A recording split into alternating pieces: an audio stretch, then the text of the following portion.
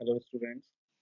Number system या संख्या पद्धति की ये हमारी दूसरी क्लास है। इसमें ही हम जो हमारा बचा हुआ टॉपिक है अपरिमेय और परिमेय संख्या का रेशनल इरेशनल नंबर्स का, उसको हम फिनिश कर लेंगे। ठीक है। लेकिन जो पहले हमने जो कल एलसीएम और एचसीएफ के क्वेश्चंस किए थे, आज की क्लास हम रिवीजन से स्टार्ट करेंगे, जिसमें हम पहले एलसीएम एचसीएफ के 2-3 क्वेश्चन जो पहले बोर्ड एग्जाम में आए हैं वो करेंगे। ठीक है। उसके बाद रेशनल नंबर्स के लिए मतलब अपरिमेय संख्या को प्रूफ करने के जो क्वेश्चंस आते हैं उनको आगे हम करेंगे। ठीक है। तो ये हमारी ये क्लास थ्री है वैसे, इस संख्या पद्धति या नंबर सिस्टम की क्लास 2। मेरा नाम है दिव्यांश। चलिए स्टार्ट करते हैं। ठीक है। तो सबसे पहले हम, क्योंकि पिछली क्लास में हमने लासापा मासापा एलसीएम एचसीएफ के क्वेश्चंस किए थे, तो पहले कुछ रिवीजन कर लेते हैं। ठीक है। पहला क्वेश्चन नंबर 1। आप पहले कॉन्सेप्ट हम पढ़ चुके हैं ऑलरेडी, और ये प्रश्न पिछले साल आए हुए हैं, बोर्ड एग्जाम में आए हुए हैं। देखिए, दो संख्या हैं, कोई मान लीजिए 26 और 169, ये दो संख्याएं दी गई हैं। इनका एचसीएफ दिया गया है। एचसीएफ या मासा कितना है? 13 दिया गया है। ठीक। पूछा गया था कि इनका लासा निकालना है। ये एलसीएम। ठीक है। ये क्या होगा? तो आपने पिछली क्लास में जो फॉर्मूला बताया गया था आपको, दोनों संख्याओं का गुणनफल, ए और बी दो संख्याएं, उनका गुणनफल लासा और मासा के गुणनफल के बराबर होता है। HCM multiplied by HCF. ठीक है। तो हमें क्या दो संख्याएं पता है? 26 गुणे 169 इक्वल्स टू, हमें मासा पता है, लासा निकालना है, तो एलसीएम मल्टीप्लाइड बाई 13। एलसीएम अगर हम कैलकुलेट करेंगे तो 26 गुणे 169 बटे 13। अब देखो, इसको भी काट सकते हैं, बट हम इसे काटेंगे तो मल्टीप्लाई करने में आसानी हो जाएगी। 13 एकम 13, 13 3 39। अब 13 और 26 को मल्टीप्लाई कर लेंगे और आपका लास आ जाएगा। 13 का 8 का 7, 13 26, 6 32 31, 332 इसका आंसर आ जाएगा। ठीक है। जिसको ये याद था मेथड, अच्छा है। नहीं याद था तो देख लीजिए, ऐसे प्रश्न आएंगे क्योंकि ये आ चुके हैं लास्ट ईयर्स में, प्रीवियस ईयर में। ठीक है। एक क्वेश्चन और करते हैं। सपोज इसको हम वैसे वाला कर लेते हैं गुणनखंड विधि द्वारा, क्योंकि कभी कभी ऐसे प्रश्न पूछे जाएंगे, कभी कभी उसमें लिखा होगा कि अभाज्य गुणनखंड विधि से मासा निकालना है या लासा निकालना है, तो हम दोनों ही निकाल लेते हैं। क्वेश्चन है कि संख्याएं में दी गई थी 6, 72 और 120, इसका अभाज्य गुणनखंड विधि से, गुणनखंड विधि से क्या निकालना था? एलसीएम और एचसीएफ दोनों, मतलब लासा और मासा दोनों ही निकालने थे। सबसे पहले तो हम लोग गुणनखंड ही कर लेते हैं। 6 के करते हैं, 2 3 6, 3 एकम 3। फिर हम कर लेते हैं 72 के, 72 के, 2 3 6, 2 छंग 12, 2 एकम 2, 2 अट्ठे 16, 2 नेम 18, 3 3 9, तो 3 एकम 3। ठीक। फिर क्या था? 120, 2 छंग 12 0, 2 3 6 0, फिर 2 एकम 2, 2 पंचे 10, 15 आ जाएगा, 3 पंचे 15, 5 एकम 5। ठीक है। गुणनखंड करने देखो सभी को आते होंगे। अब देखो 6 के गुणनखंड क्या होंगे? 6 के गुणनखंड होंगे 2 की घात 1 मल्टीप्लाइड बाई 3 की घात 1। ठीक। फिर 72 के क्या होंगे? 72 के क्या लिखेंगे? 2 की घात कितने आएगी? 1 2 3, 2 की घात 3 और 3 की घात 2। और 120 के क्या होंगे? 2 की घात 3, 3 की घात 1 और 5 की घात 1। ठीक है। अब देखो मासा क्या होता था, या एचसीएफ। एचसीएफ जब निकालते थे कि दोनों तीनों संख्या में जो जैसे जो तीनों नंबर इसमें भी 2 और 3 आ रहा है, इसमें भी 2 और 3 आ रहा है, इसमें भी 2 और 3 आ रहा है, तो सबसे छोटी घात, 2 की सबसे छोटी घात क्या है? 2 की घात 1 और 3 की घात 1, तो हमारा क्या आ जाएगा? 3 दूनी 6। हमें मासा में सबसे छोटी घात देखनी होती है, और लासा में देखो कौन कौन सी संख्याएं हैं, 2 3 और 5 आई हैं, तो 2 की सबसे बड़ी घात क्या है? 2 की सबसे बड़ी घात देखो, इसमें 1 है, इसमें 3 है, इसमें 3 है, तो 2 की सबसे बड़ी घात 3 है। इसकी मल्टीप्लाई 3 की सबसे बड़ी घात कितनी आई? इसमें 1 है, इसमें 2 है, इसमें 1 है, तो इसमें 3 की सबसे बड़ी घात 2 है, और 5 की 1 ही है सबसे बड़ी। तो 2 दूनी 4 दूनी 8, 3 3 9, और 8 5 40, 9 चौक 36, 360। 360 आपका एलसीएम हो जाएगा। ठीक है, आंसर ऐसे ही कैलकुलेट कर लेना। जिसको ना समझ में आया नीचे कमेंट करके बता देना, फिर से आगे कुछ क्वेश्चन सॉल्व कर लेंगे। ठीक है, नेक्स्ट एक जो अलग तरीके से, मतलब अलजेब्रिक क्वेश्चंस में भी पूछ सकते हैं। सपोज करो, माना जैसे कोई संख्या है पी और क्यू,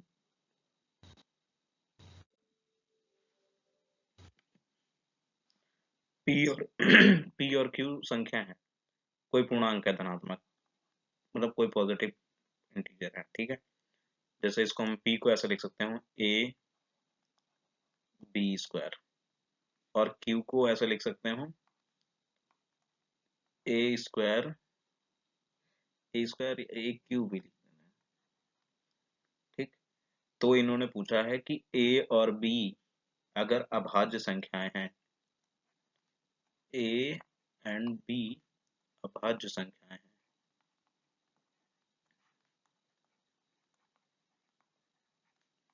तो पी और क्यू का एलसीएम क्या होगा?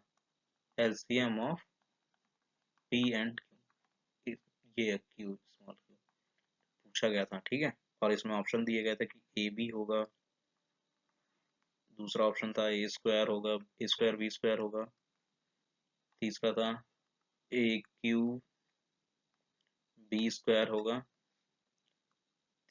चौथा ऑप्शन था ए क्यू बी क्यू होगा। ठीक, तो देखो जो अभी पहले हमने मेथड बताया ना, वही फॉलो करना है। जैसे देखो पी संख्या, ये एक तरीके से गुणनखंड लिखे हैं, a multiplied by b square, q के क्या दिए गए हैं? A q multiplied by b. ठीक, अब लासा या एलसीएम क्या होता है? दो संख्या, इसमें भी ए और बी दिया है, इसमें भी ए और बी दिया है, तो दोनों की सबसे बड़ी घात लिख दो। ए की सबसे बड़ी घात क्या है? इसमें 3 है, इसमें 1 है, तो ए की घात 3, और इसमें बी की घात 2। ठीक, ए की घात 3, बी की घात 3, ये वाला आंसर सही हो जाएगा। और ये प्रश्न आया हुआ है प्रीवियस ईयर में, पहले आ चुका है बोर्ड एग्जाम में। जो हमने भी पीछे मेथड बताया, उसी मेथड के हिसाब से ही करा गया है। कोई भी संख्या, ये गुणनखंड लिख दिया ना एक तरीके से, अभाज्य संख्या है ए और बी, तो हमारे ये गुणनखंड लिखे हुए एक तरीके से। तो इसमें देखो ए की बड़ी घात 3 है, तो वो 3 आ गया, बी की 2 है। ठीक है, ओके, चलिए अब हम करते हैं आज का topic, rational number, rational numbers, परिमेय संख्याएं और अपरिमेय संख्या। तो सबसे पहले हम पढ़ लेते हैं परिमेय संख्याएं। परिमेय संख्याएं वो होती हैं वे संख्या जो पी वाई क्यू के रूप में लिखी जा सके। पी वाई क्यू मतलब अंश व हर हो, ठीक, और हर क्यू जीरो नहीं होना चाहिए। ठीक है, उदाहरण के लिए 3/5। अगर माइनस में भी संख्या है तब भी ऐसा कंफ्यूज मत होना कि नहीं ये परिमेय संख्या नहीं होगी। कोई भी संख्या जो पी वाई क्यू में पूर्णांक, पूर्णांक में नेगेटिव पूर्णांक भी आते हैं, धनात्मक ऋणात्मक दोनों संख्याएं आती हैं। ठीक है, 3/5 -3 7/2, कोई संख्या दशमलव में लिखी हुई है, शांत दशमलव, शांत दशमलव मतलब 0.25 अगर लिखा है तो इतना ही है, ये नहीं 0.25 1 2 1 4 2 ऐसे करके नंबर आती जा रही, ये नहीं, फिक्स होना चाहिए 0.25, मतलब पॉइंट, ये शांत दशमलव कहा जाता है। ठीक है, नॉन रिकरिंग। ओके, अब आगे देखते हैं इरेशनल नंबर्स। ये इंपॉर्टेंट है। इरेशनल नंबर क्या होती हैं? वो नंबर्स जो पी वाई क्यू के रूप में नहीं लिखी जा सकती, अथवा जिनका दशमलव रूप अशांत एवं अनावर्ती हो।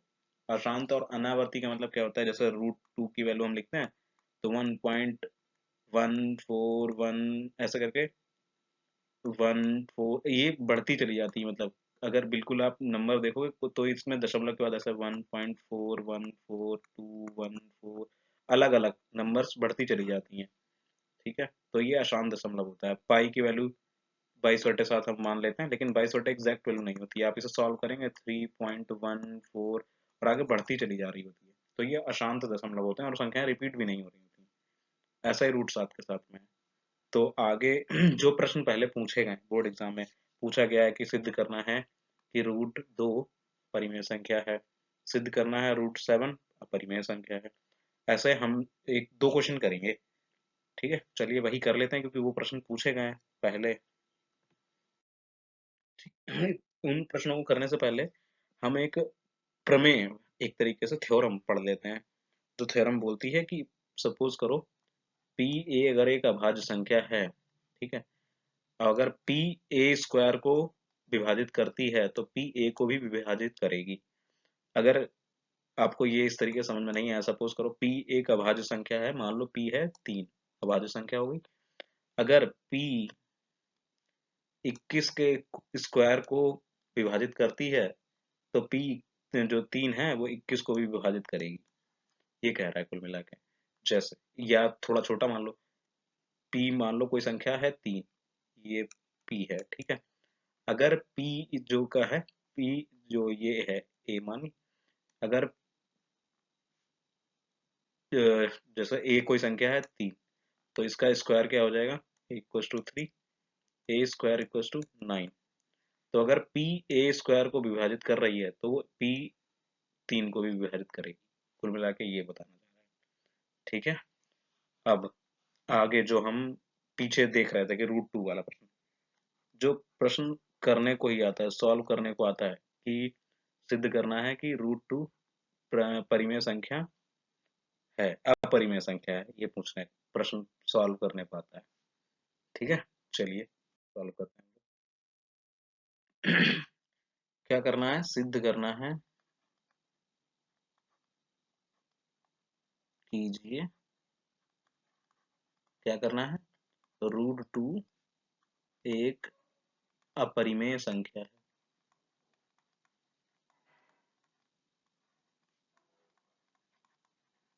ठीक है, ये हमें दिया गया है सिद्ध करने के लिए कि रूट 2 एक अपरिमेय संख्या है।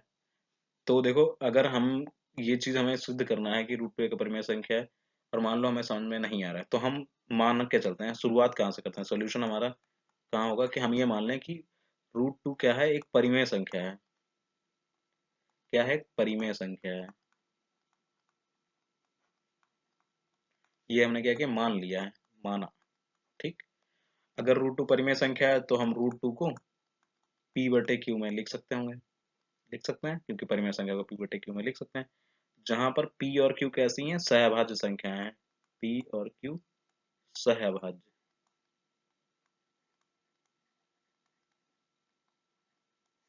सहअभाज्य संख्याएं आपको याद होंगी कि दोनों में सिर्फ, अगर दोनों संख्याओं में गुणनखंड करेंगे तो सिर्फ एक कॉमन आएगा। ठीक, एक ही गुणनखंड कॉमन होगा, वो एक संख्या एक होगी। ठीक है, तो अगर अब हम दोनों तरफ इसका स्क्वायर कर दें, वर्क करने पर क्योंकि दोनों तरफ करेंगे तो रूट 2 का स्क्वायर हो जाएगा, और इधर पी स्क्वायर और क्यू स्क्वायर हो जाएगा। क्योंकि ऐसे लिखो, मान लो कि हमने इसका ऊपर से दोनों का स्क्वायर कर दिया, तो इधर हो जाएगा 2 पी स्क्वायर और क्यू स्क्वायर। ठीक है, अब अगर हम यहाँ पर देखो, इसकी मल्टीप्लाई इधर हो जाएगी, तो P square equals to 2 Q square, ये हो गया।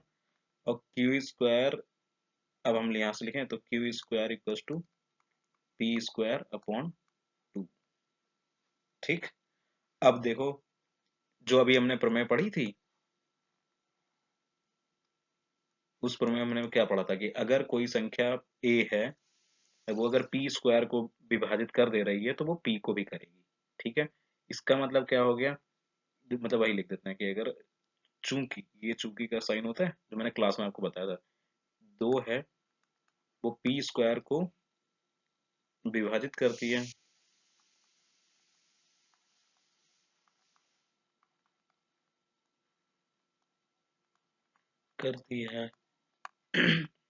तो P को भी विभाजित करेगी।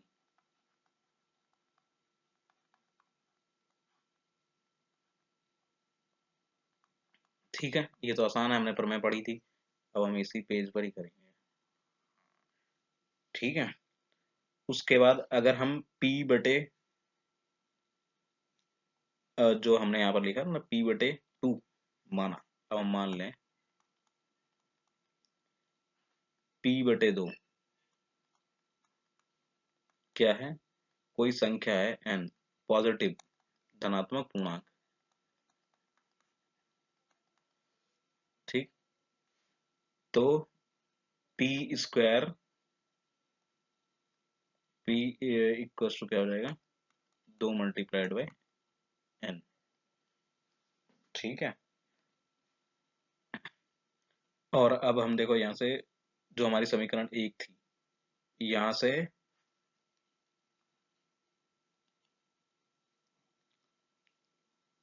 ये जो हमने मान रखा है ना P=2n, इसको अगर हम इक्वेशन 2 मान लें, तो हमने जो ये वाली इक्वेशन लिखी, इस वाले इक्वेशन में इसकी वैल्यू पुट कर दें, ये रख दें आके, तो P² मतलब 2n square equals to 2q का whole square 4n square equals to 2q square, 2 2 जा 4 मतलब q स्क्वायर इक्वल्स टू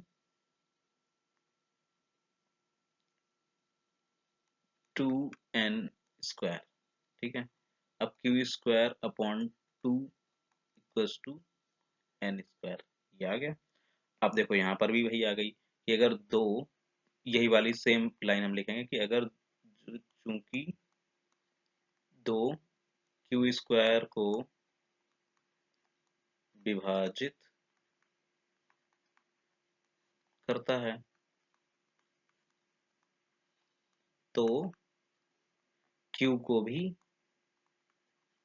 विभाजित करेगा। ठीक है, ये हो गई, मतलब P और Q का एक उभयनिष्ठ गुणनखंड क्या है, 2 है। अगर दो एक उभयनिष्ठ गुणनखंड हो गया तो P और Q सहभाज्य संख्याएं नहीं होंगी। P सहभाज्य संख्या नहीं होंगी तो हमारा जो √2 है वो परिमेय संख्या ही नहीं होगा, परिमेय संख्या नहीं है। परिमेय संख्या नहीं है तो इसका मतलब ये है कि ये अपरिमेय संख्या है। ठीक, ऐसे ही सेम आपको कर देना है। अगर नहीं समझ आया तो फिर पूछ लेना, वैसे तो मैंने क्लास में करा रखा है, ये सिर्फ रिवीजन के लिए है। ना समझ में आया तो कमेंट करके बता देना।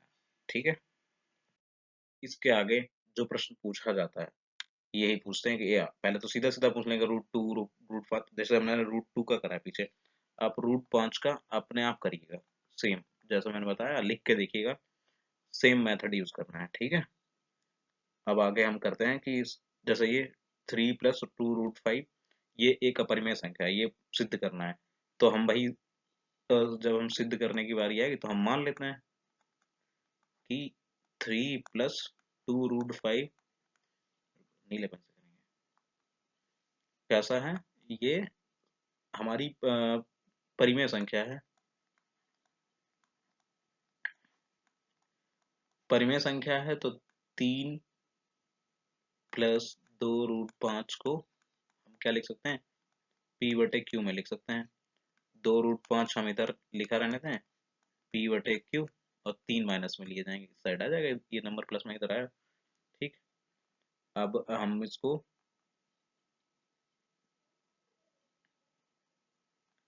2√5 इक्वल्स टू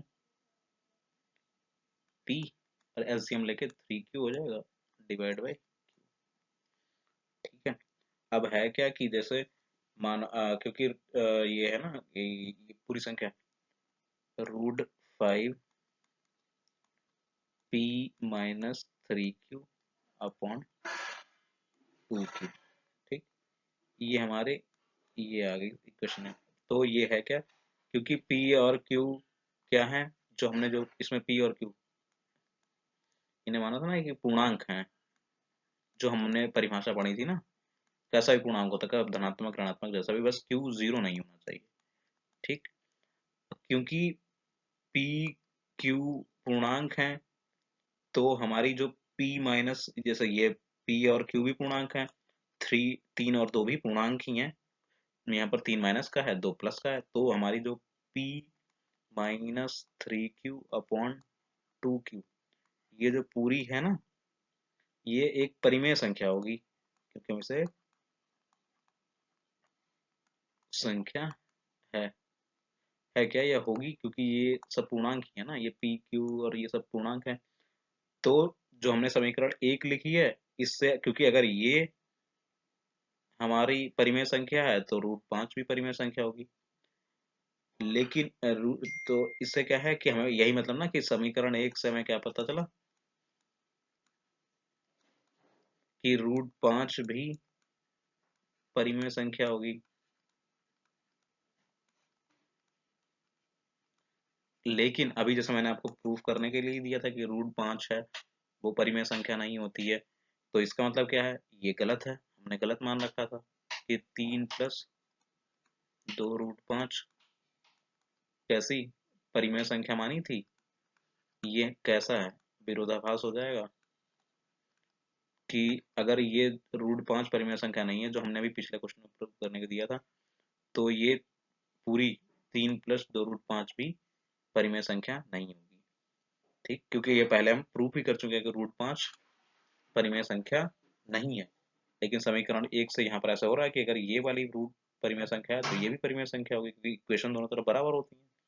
ठीक है, इसी से हम लिख सकते हैं, इसलिए तीन प्लस दो रूट पांच अपरिमेय संख्या होगी।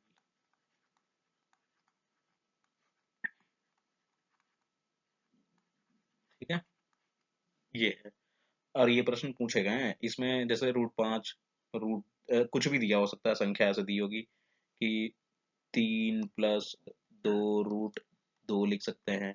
रूट कोई भी संख्या जब वर्ग में लिख रही है तो वो परिमेय संख्या नहीं होती है। ठीक है, अपरिमेय संख्या होती है। उसी के बेसिस पे हमने जैसे यहाँ पर लिखा है, सेम वैसे ही लिख देना है पेपर में एग्जैक्टली। और प्रश्न आएंगे, आते भी रहे, पहले भी आया हुआ ये वाला प्रश्न आया हुआ है पहले बोर्ड एग्जाम में। ठीक है, अब कुछ हम वो प्रॉपर्टीज पढ़ लेते हैं। ये बहुविकल्पीय प्रश्न में आ जाता है कि जैसे कोई परिमेय संख्या है और अपरिमेय संख्या, परिमेय संख्या और अपरिमेय संख्या को अगर हम जोड़ेंगे तो हमें क्या मिलेगी, अपरिमेय संख्या मिलेगी हमेशा। ठीक है,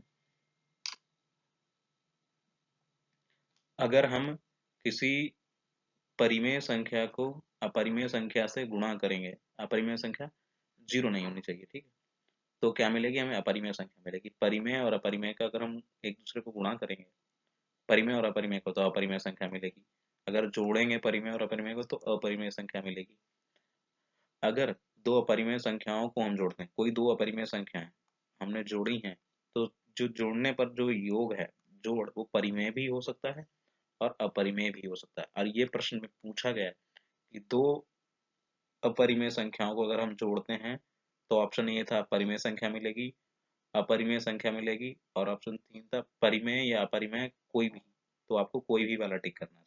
ठीक है, ये ध्यान रखिएगा। ये कुछ इंपॉर्टेंट क्वेश्चन थे इससे रिलेटेड। एक क्वेश्चन आप बताइएगा, ऐसे मैं पूछ लेता हूँ कि परिमेय संख्या और अपरिमेय संख्या का योग क्या होगा। ठीक है, तो हमारा अपरिमेय संख्या होगा, ये पूछे गए प्रश्न है, ये याद रखिएगा। ठीक है, ये हमारी फर्स्ट यूनिट थी। अगर आपको इसमें कुछ ना समझ में आया तो आप कमेंट करके बता दीजिएगा, बाकी हम क्लासरूम में दोबारा डिस्कस कर लेंगे। ठीक है।